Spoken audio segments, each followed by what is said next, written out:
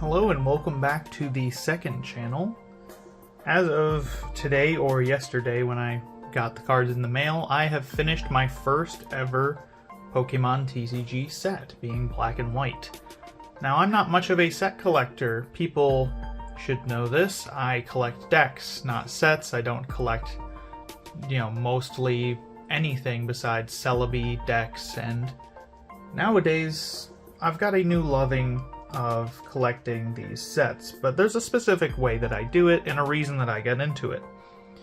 One of those reasons is that I started collecting these binders. Back about 5 years ago, I found a Legends Awakened binder and a Stormfront binder, two of the best in fact, at a card store. So I picked them up, and that was the start of a binder collection. Just about a year and a half ago, I found this black and white binder at a local card store, and the owner said that I could have it since it was extremely destroyed. Now this binder is quite literally taped together. There is tape all over it. And this binder is not really good for storing your cards. This is not something that people who want to grade their cards would want to store their cards in. It's falling apart. It's just, these binders are not like good for the condition long term of your cards, but despite that, I found a love for putting the cards from the time in the binder from the time. So, we have our black and white binder here featuring Reshiram Zekrom. On the back features Zoroark. There was a Zebstrika pack art as the fourth artwork. That did not get put on there. I mean, understandably, Zebstrika just a little less important than Reshiram, Zekrom, and Zoroark, which are three of the best cards in the set. Zebstrika saw no competitive play. Anyway, let's get into the set. As you know though, it's not a Whimsicast video if it's just a set. I'm here to lecture you about history. We get to learn a little bit about Black and White, released on April 25th, 2011.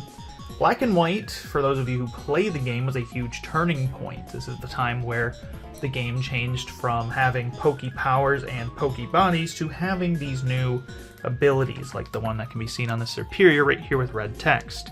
Before, you would have Poke powers, which were effects you had to activate, and Poke bodies, which were passives. They were just on all the time as long as their requirements were met. This set was the first set to introduce the abilities, and it also introduced modern card design, which means things were a lot simpler. Not that Pokemon has ever been a game that is, unbelievably complex. It's not like when you play a tabletop game and there's like 40 passive checks you have to do every single time your turn ends, because every guy has 9 abilities that activate in between turns. This is more that the game went from being something that rewarded good deck building and the game was designed around these complex interactions, so the game being designed in a way that could be played by anyone. Nowadays, the game has gotten a lot better at kind of finding a middle ground, but during Black and White was by far the simplest era of the game. And a lot of these cards from Black and White, and especially the following set, Emerging Powers, do not have much of any competitive value whatsoever, just because they're just practically blank cards if they just do damage, but they don't do enough damage. Now, one thing you'll notice immediately about Black and White, if you compare it to old sets, let's just say Legends Awakened, which I have the binder for over yonder, is that with the introduction of Black and White, the English sets were changed to, instead of featuring rares at the front of a set, and rare hollows rather, and then going down by rarity to rare, uncommon, common, and then trainer and ultra rare, instead the Black and White sets chose to feature the sets with type ordered, which I think is in some ways better, in some ways worse. Ultimately, I think it makes a better presentation in a binder, but I also really, really like my Stormfront binder with all of the coolest cards of all time, like Dusknoir on the front page. Getting to see Dusknoir, Luminion, Infernape, all these cool Stormfront cards, and then you flip the page, and there's Gengar, and Machamp, and Tyranitar, Magnezone. No Magnezone on the front page. When I lie. It is, certainly, a change. So, this set is in order of types. Another thing that Black and White was the last set to do is the last set of this style of reverse. You'll notice that there is a lot of mirror foil reverses. This was the last set to feature those mirror foil reverses. With emerging powers, we would start getting these energy foil reverses or Pokeball foil for the trainer cards. Personally, I've always been a fan of the mirror, but when I was younger, the energy foils were quite cool to me. I thought they were really rare when my brother first opened up a pack of the new set because I had never seen one of those before, and then I opened up a pack and I got one. And they weren't so rare anymore, and they kind of stopped feeling important pretty quickly. As for my opinions on the reverses, I mean, they're fine. You know, the energy foil reverses come and go.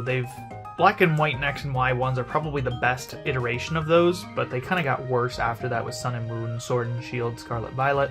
I don't really like most of those reverses. We have not seen really these mirror style come back for quite a while, until of course Mega Evolution. We saw it return for the Team Aqua Magma set and for Evolution's special sets, but we did not see it come back as a main set thing until Mega Evolution, which has just brought back its own mirror foils. And while they look less good because the cards are, I believe, thinner, you don't get the same light refraction, I think I've still been a big fan of those mirror foils coming back. On this first page here, we have Superior. There's actually another version of that Superior, the Hollow, that I have in my collection. That's in one of my decks. As we go, I'll be showing different cards to you, the viewer, that I have alternative versions of that I decided to take out for the video, because I didn't want to put all of my cards from my decks into the binder for the video, because then I just take them out after. Such as this Reshiram reverse. Reshiram was one of the most important cards out of the set competitively, Reshiram and Zekrom both, and they were a major factor of the Black and White's shift to these big basic attackers. The attackers that dominated Generation 4 were, yes, in a way not evolved, but they were still Stage 1, kind of, the SPs.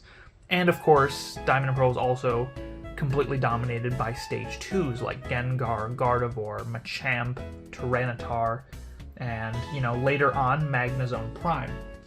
Now, Magnezone Prime is still good when Black and White comes out, and it's quite good for the following year, but eventually it would get power crept out. Not that good in 2012. I know there's one person that did get top 32 at Worlds with it. Still not that great of a deck, though, in the era of big basics. Reshiram right here has 130 HP and does 120 damage, which is more HP and more damage than most of the Stage 2s from Diamond Pearl and Heart Gold Soul Silver.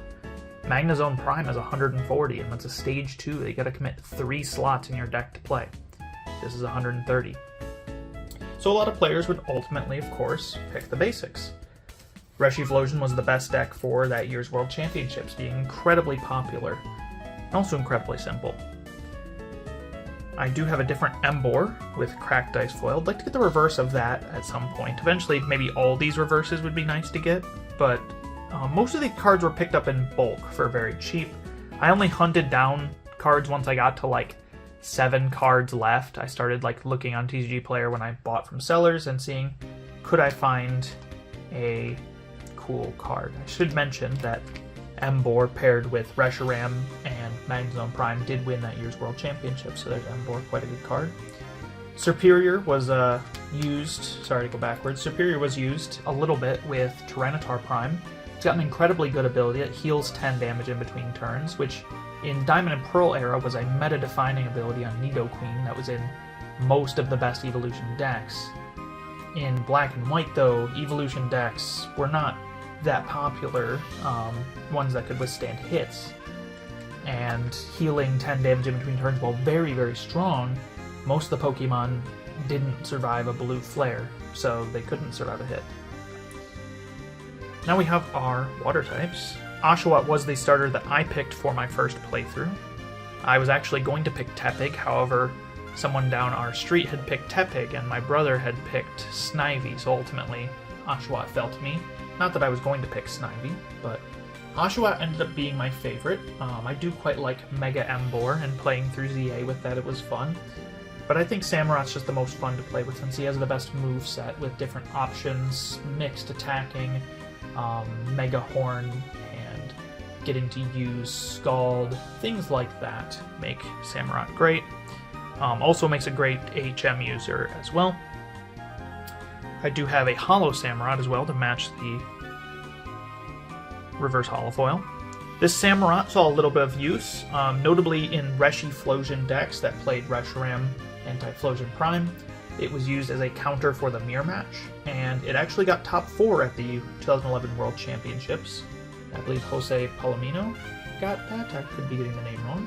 It was not a very popular card, though, because it's ultimately just not very reliable at countering the mirror, but you see it every now and then in 2011.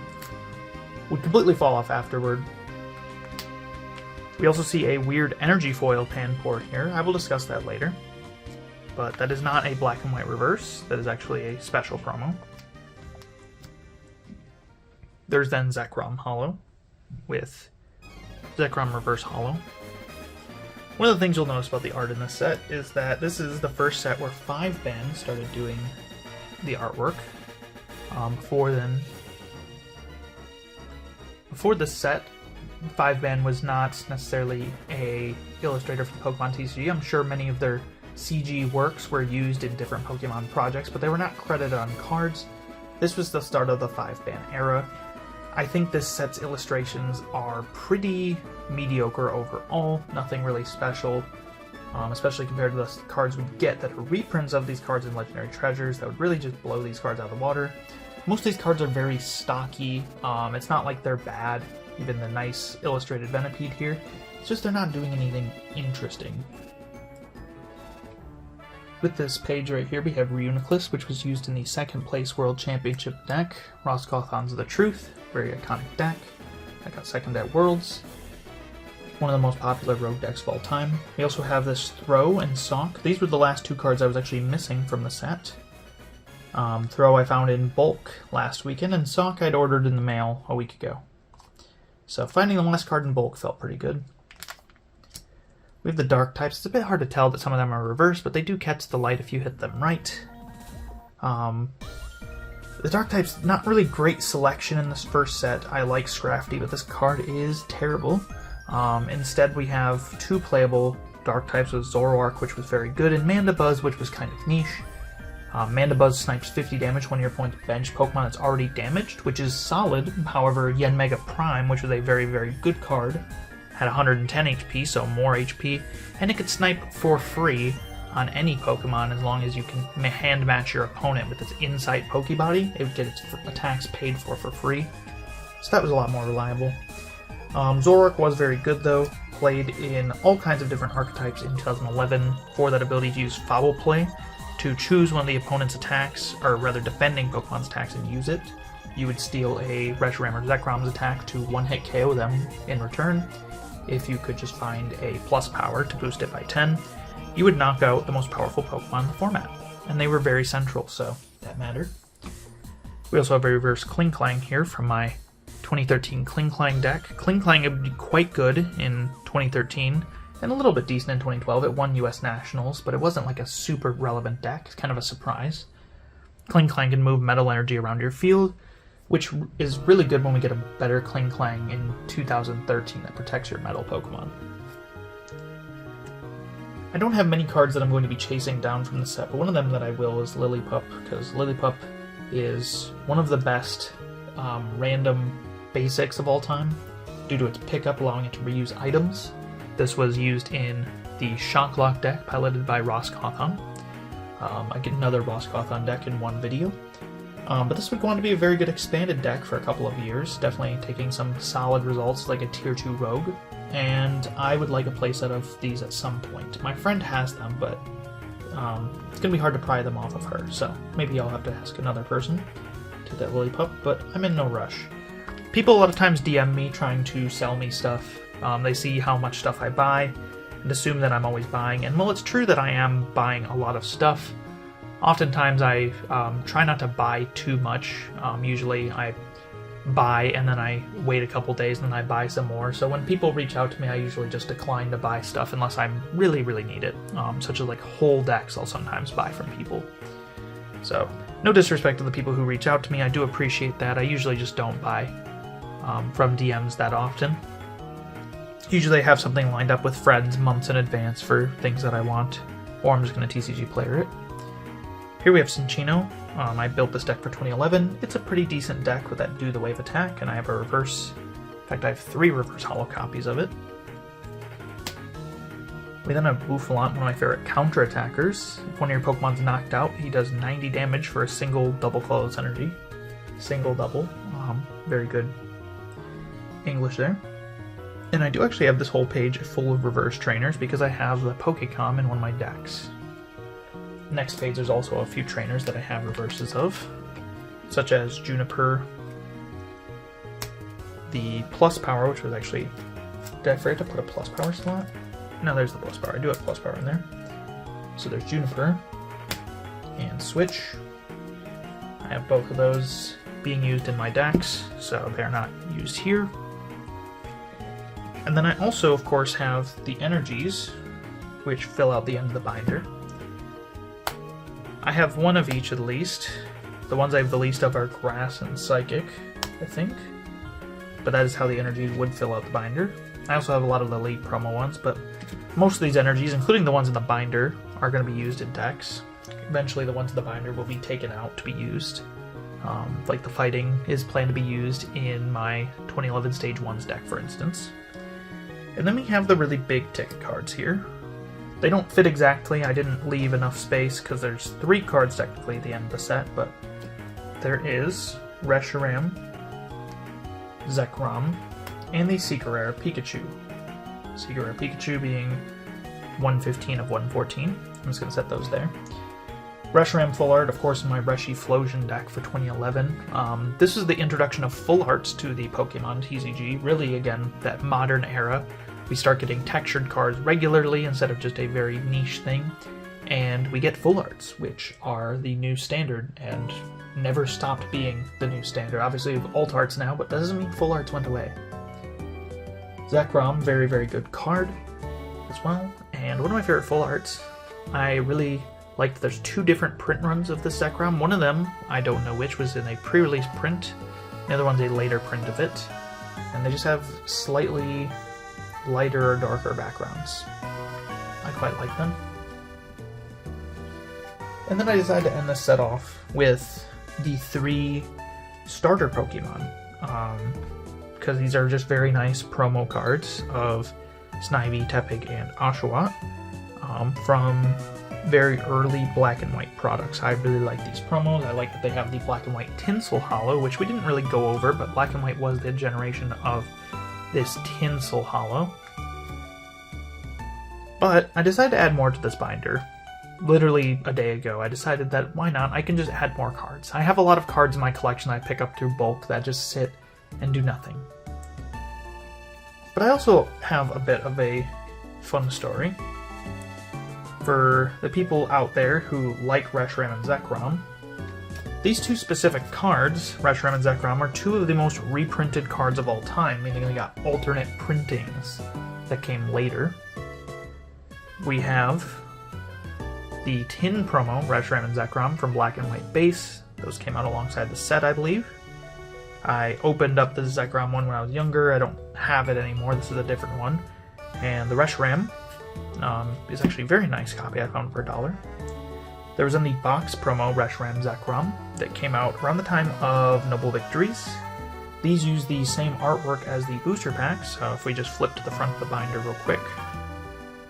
Set these over here. It's the same art on these cards as there is on the booster pack. So, very, very strange. That's like the only time they've done that is that Reshiram, Zekrom, and Kyurem combo, I believe. It's the only time they've reused the artwork. Well, in Japan maybe they've done it more, and I just don't know.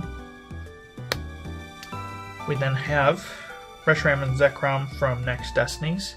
I actually do not have the holo print of Reshiram or the reverse holo, which eventually I'll get. But here is the holo Zekrom, which is quite nice. I got that for $1. So I don't have all these. I'm not a completionist, but I just kind of have a lot of them from collecting for a long time and finding them for cheap. Here is Reshiram and Zekrom from Legendary Treasures. These were alternate art reprints once again. And these are my favorite ones of them all because they have fantastic artwork. Again, the early black and white artwork really gets put to shame by the artwork of Legendary Treasures, which is so creative and vibrant. And they really got this hollow pattern down by the end of black and white. It felt like the first half of black and white, the hollow pattern was very muted, less pronounced, less good to look at. Like this Samurott, for instance, it's a nice looking card, but it's kind of muted, right? It doesn't have that much shine to it, where this Zekrom is very, very pretty to look at. Now again, condition difference, that's worth pointing out. But these cards got reprinted a lot. Those aren't even the last ones. Here is Gold Reshiram and Gold Zekrom from Legendary Treasures. Again, reprints from the end of the era. The first ever fully gold cards. That would become a staple later on. Then we have Reshiram from Legendary Treasures. The Rose Reshiram is sometimes called, from the Radiant Collection. This was only Reshiram, not Zekrom, but still a reprint. And then, 15 some odd years later, no, I guess it's like 12 odd some years later, you get the Celebrations prints. These are Chinese ones. I do not own an English Zekrom. I do own English Reshiram, but these are just the Chinese ones of Reshiram and Zekrom that got reprinted in Celebrations, and they're the only cards in Celebrations to feature their full art prints rather than their regular prints. The other EXs and GXs that were printed in the set all had regular prints. So these full arts are obviously very iconic, and that's why they got their printings that they did. Let's look at some of the other stuff to do with this binder though while we're here. Ignore me just slopping these cards back. They're not in perfect condition anyway. Collectors, look away. I don't care. One of the notable things is that with Black and Bolt White Flare, this is the first black and white set, black and white themed set that we've gotten since Black and White. Generation themed sets are not too uncommon. We saw that during Sun and Moon. There was a set for Ultra Prism, which was Generation 4, Celestial Storm, which was Generation 3, Forbidden Light was Generation 6, and Lost Thunder was Generation 2. Get a lot of these themed sets based around generations. Black Bolt White Flare, that was the first black and white themed set that's very committed to the bit of black and white, even reprinting their iconic energy cards, but now with silver borders. I'm quite a big fan of these. Next up, let's look at the extra stuff that doesn't have to do with the set. I decided to just put a bunch of pigs in the binder. Here we have Tepig, Oshawott, and Snivy, which were blister promos. I have the Snivy in my Tyranitar deck, so it's still in a sleeve. I decided that I'd put some of the cool Gen 3 or Gen 5 starter Pokemon cards that I had because I didn't really have anywhere else to put them, so why not? We have Serperior, Emboar, and Samurott from the Noble Victories tins that came out later that year. These ones have a little bit more dynamic posing, though honestly not the best artworks again, stock art CG. You can do good CG artwork. This is CG artwork right here and it looks great. These 5-band ones just don't really appeal to me. Notably, this Oshawott was on a t-shirt in Japan, so if you ever wanted to wear an Oshawott shirt, this art by Mitsuhiro Arita was on a Uniqlo shirt. We have Snivy, Tepig, and Oshawott from Boundaries Crossed. This actually looks like a reprint of the Tepig from the set, 1 for 10, 2 for 20, but they specifically worded it so that its first attack was Flare instead of, I believe, Tackle, which is on this Tepig, meaning that because it doesn't have the same attacks, it's technically not a reprint, but, you know, still very cool. These have the new energy reverse pattern as well, which is nice to look at. We have our McDonald's cards here. Snivy, I don't have any of the other ones. Maybe someday. These are from the 2011 McDonald's collection. And the 2012 McDonald's collection, I have Duat, and I have Servine on the way. I ordered the Servine completely unintentionally, not even planning for this binder. I just wanted it for my 2011 Tyranitar deck because it seemed like it'd be fun to bling it out with a McDonald's card. But it does actually have the M logo down here in the 2012 print. We then have the Legendary Collections cards. I don't have all of these. I didn't keep enough of my commons and uncommons, clearly. But I do have at least the Pig family. This is one of the most beloved artwork sets in the Pokemon TCG history, where Tepig and his family both get older while he evolves. So the family gets bigger with another child, then you have the original child has its own child, and you have grandparents now, and his sister is much older. So, such charming artworks. These are some of the best artworks in the history of the Pokemon TCG. This Teppig line, just wonderful artworks by Kaneko Ayo. This Samurot's also a favorite of mine. It's in the Opelucid City Gym, looking up the Dragon Tower. Very cool. We have the Serperior here, which is it's all right. I like it because its holo looks really good, but it doesn't really stand out to me personally. Then we have our Black and White theme deck promo cards right here. Unfortunately for the theme decks, they chose the 3 less good prints of these cards that were not as competitively viable. Bad Boar, as it was called, was still actually played in some Emboar decks because of its ability to use Flare Blitz and do 150, but it's an incredibly costly attack, so it's quite the investment to use that card in your deck. One of the nice things at least is that we did get good artwork with Shattered Foil Holo, which was in the theme decks, instead of bad artwork, or less good artwork rather, with Shattered Foil, but still I would have liked to see the more playable prints get more reprints. Then we have the 2021 McDonald's collection cards. I do not have the Oshawott. There's also foil versions of these, but I don't think I'll be chasing those anytime soon. I just buy McDonald's cards if I see them in bulk. And then we have actually different cards here. We have the Panpour, the Pansage, and the Panseer. Now these, I talked about it briefly in the early part of the video, are actually promo cards, and they're actually quite hard to find. So they demand a reasonably, or an unreasonable price of like $13 a piece on TCG Player, because they have this energy foil pattern. And they're just a rare variant in this like one-off random product, and here's the regular reverse on the left. But because they have that energy print and the regular set does not, they're actually unique and kind of special, I'd say. I don't know, I don't like the 3 monkeys much, but I bet 3 monkey collectors see these as holy grails. I was happy to find all 3 of them in bulk boxes and pay absolutely pennies for them, so that's very cool on my end. Unfortunate for the people who do have to pay for them, I guess. And then finally, there's still a whole nother page left, so maybe I'll fill it up with something. Maybe the Black and White Flare energies would be fun. But the binder ends off on the Black Bolt White Flare, Teppig, Snivy, and Oshawott. I believe there are alternate versions of this as well as Japanese reverses that maybe I'll look at getting. I know I have the reverse Teppig in Japanese, so at that point, why not just get the Oshawott and the Snivy too? But these are very nice artworks. Teppig's by my favorite Pokemon illustrator, T0, which is very nice. And it's a nice way to end off a binder.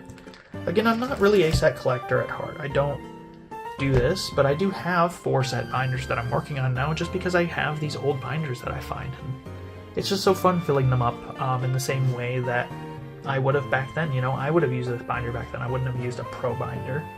If I'm ruining the experience by using a pro binder, then why not just use the original binder? I don't care about card condition, and it looks cool, so sure, why not? Even if it's taped together, falling apart, it's my collection that I found in bulk, and that's what makes it my collection. Anyway, thank you all for watching this video on the second channel. Check me out on the first channel as well. If this is uploaded when I think it'll be uploaded, I just uploaded probably a couple days ago on the main channel, so go check that out.